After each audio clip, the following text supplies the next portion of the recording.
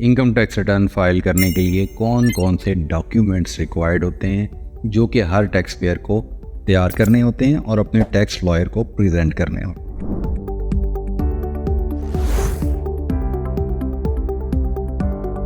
देखिए, income tax return हर साल सितंबर में इंडिविजुअल और एओपी की फाइल होती है और कंपनीज की दिसंबर में फाइल होती है। कंपनीज चूँकि थोड़ा सा डॉक्यूमेंटेड सेक्टर ऑफ इकोनॉमी है तो उनके पास अकाउंटेंट होते हैं, हिसाब किताब रख लेते हैं, वो अपना प्रॉपर अकाउंट बना लेते हैं। इंडिविजुअल और एओपी मोस्टली अकाउंट अपना प्रॉपर नहीं बना पाते।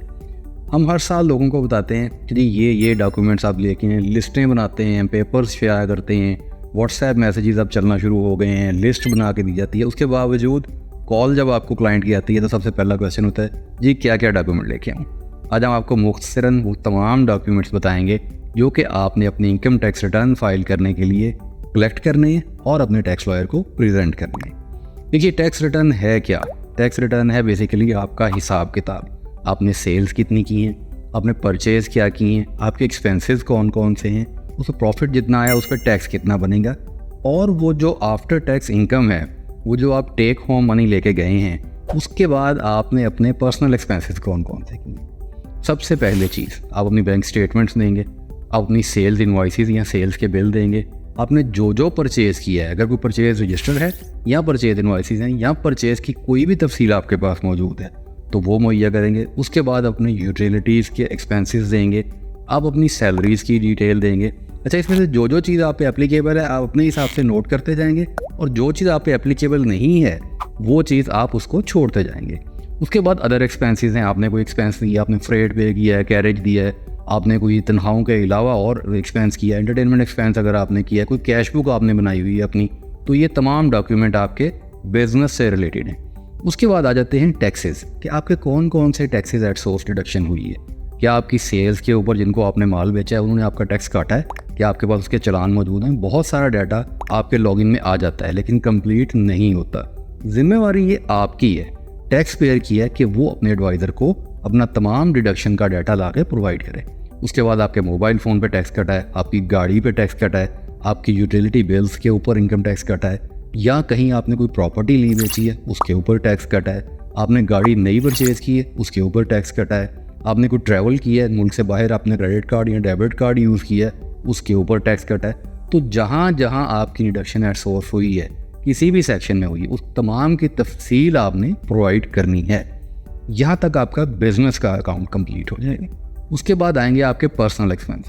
कोशिश करिए कि सारे महीनों के बिजली, गैस, पानी के बिल, बच्चों की स्कूल फीस, इसकी तफसील राइट डाउन कर लें, एक पेपर बना लें, वो एक पेपर ले आएँ। या जुलाई के बिल के ऊपर पूरे साल की डिटेल मौजूद होती है। आप अपने यूटिलिटीज़ के जो बिल हैं वो जुलाई का बिल अगर देखेंगे तो उस पर आपको पूरे साल का डाटा मिल जाएगा। इसी तरह से एजुकेशनल एक्सपेंसेस हैं, ट्रैवलिंग एक्सपेंसेस हैं, आपके पास गाड़ी है उसका एक फ़िक्स एक्सपेंस होगा, तकरीबन अंदाजे से आप बना लेंगे। फिर आपके हाउस होल्ड एक्सपेंसेस की एक एवरेज बनाई जाएगी और ये वो एक्सपेंसेस हैं जो कि आपकी वेल्थ स्टेटमेंट में डिक्लेयर होंगे। ये आ गई बात आपके पर्सनल एक्सपेंसेस की और इनकम की। इसके अलावा अगर आपने कोई डिपॉजिट्स रखे हुए हैं, कहीं से आपको बैंक से प्रॉफिट आता है उस पर टैक्स कटता है, कोई आपने नेशनल सेविंग में रखे हुए हैं, कोई प्राइस बॉन्ड है, कोई भी आपके पास इंफॉर्मेशन है, कहीं से भी आपकी इनकम आई है, कोई ज़रूरी आमदन आपके पास आई है, कोई किराया आपको आया है, कोई फॉरेन रेमिटेंस आपके पास आई है, तो वो भी आप तमाम की तमाम इसमें बताएंगे। इन तमाम चीज़ों के बाद एंड पे आ जाएगी बात एसेट्स की। आपने ड्यूरिंग द पीरियड कोई चीज़ ली है या बेची है, गाड़ी, घर, प्रॉपर्टी, कुछ भी जो लिया है या बेचा है, उन दोनों सूरतों में उसकी डिक्लेरेशन लाजिम है। आपने वो डिक्लेयर करना है और उसका हिसाब देखना पड़ेगा, क्योंकि कैपिटल गेन टैक्स एप्लीकेबल है प्रॉपर्टी की सेल पे एक स्पेसिफिक होल्डिंग पीरियड की हद तक। अगर आप उतनी देर के अंदर उसको सेल करते हैं तो आप उस पर कैपिटल गेन टैक्स देंगे। फिर आपका जो विद होल्डिंग टैक्स कटेगा। अच्छा, ये दोनों चीज़ों को मिक्स नहीं करना, इसको हम ऑलरेडी वैसे कई वीडियोस में क्लियर कर चुके हैं। विद होल्डिंग टैक्स डिफरेंट चीज़ है, एट द टाइम वो सेल और परचेज ऑफ प्रॉपर्टी लगता है। गेन टैक्स एक अलग चीज़ है। गेन टैक्स है कॉस्ट और सेल प्राइस का डिफरेंस, जिस पे आपको गेन टैक्स देना पड़ेगा। तो ये एसेट्स की सेल परचेज उसके बाद आपकी वेल्थ में इनकॉर्पोरेट होगी। गवर्नमेंट ने 7E बहुत मशहूर ज़माना, बहुत ज़्यादा डिस्कस हुआ टॉपिक है, इससे हमारी डिटेल से वीडियो मौजूद है, वो आप देख सकते हैं। 7E टैक्स को बहाल कर दिया है। आपको अपनी कैपिटल एसेट्स की डिक्लेरेशन को भी फाइल करना है, क्योंकि अब आप अपनी कोई प्रॉपर्टी बेच नहीं सकेंगे 7E का FBR का फॉर्म दिए बगैर।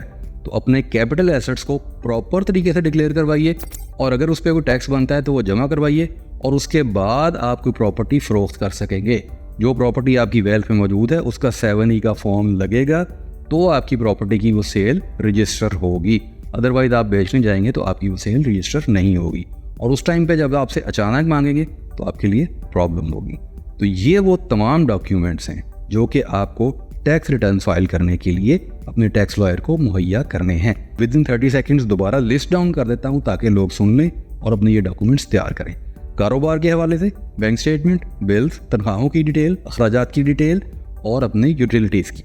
उसके बाद आ जाएंगे पर्सनल एक्सपेंसेस में घर की एक्सपेंसेस की डिटेल, एजुकेशनल एक्सपेंसेस की डिटेल, और उसके बाद एसेट्स में जो सेल परचेज है। तमाम के तमाम डॉक्यूमेंट्स अपने टैक्स लॉयर को प्रोवाइड कीजिए, और तमाम आमदन, ज़रिए आमदन आपके जो भी हैं, आप तनख्वाह लेते हैं, आप बिज़नेस करते हैं, एग्रीकल्चर इनकम है, प्रॉपर्टी रेंट है, जहाँ से भी आपको इनकम आ रही है उसकी तमाम की तफसील मुहैया कीजिए, और ये विद इन ड्यू डेट कर लीजिए। क्योंकि अब सिस्टम गवर्नमेंट ऐसा बनाती जा रही है जिसमें tax return on time available होती है, और कानून में 90 डेज़ का टाइम है। अगर 1 जुलाई को टैक्स रिटर्न आपके सिस्टम में आ गई तो इसका मतलब है 30 सितंबर तक आपका टाइम है, और डेट एक्सटेंशन को अपने दिमाग से खुदारा निकाल लीजिए और विद इन टाइम अपनी रिटर्न फाइल कीजिए। ये मत सोचिए कि एंड पे जाके कर लेंगे, या डेट तो एक्सटेंड हो ही जानी है, क्योंकि डेट एक्सटेंड हो ही जाने वाला काम अब आहिस्ता आहिस्ता ख़त्म होता चला जा रहा है। नंबर ऑफ़ टैक्स पेयर बढ़ रही है, हर एक के पास क्लाइंटेज बढ़ रही है। टाइम पे आएँ, अपना अकाउंट टाइम पे बनवा लें, अपनी रिटर्न टाइम पे फाइल कर दें, ताकि एरर फ्री और प्रॉपर तरीके से आपकी रिटर्न फाइल हो। आपकी ऑडिट सिलेक्शन, FBR की ऑडिट सिलेक्शन 90% डिपेंड करती है आपकी रिटर्न फाइलिंग के ऊपर। अगर आप विद इन टाइम अच्छे तरीके से अपना अकाउंट बना के अपनी रिटर्न फाइल कर लेंगे तो बहुत ज़्यादा चांसेस हैं कि आप किसी भी किस्म के ऑडिट में या चेक एंड बैलेंस में नहीं आएंगे। बहुत शुक्रिया।